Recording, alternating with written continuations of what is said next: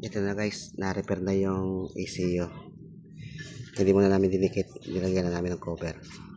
Kinabit na namin positive, negative.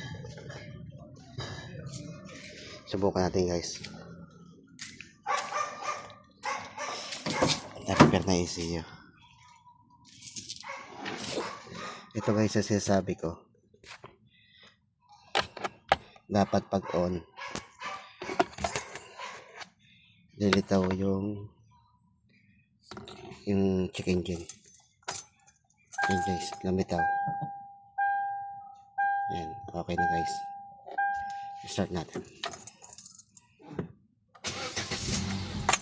Yan, saka siya mawawala guys.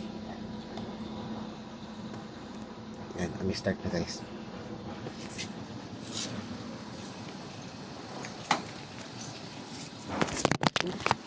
Hulog pa cellphone.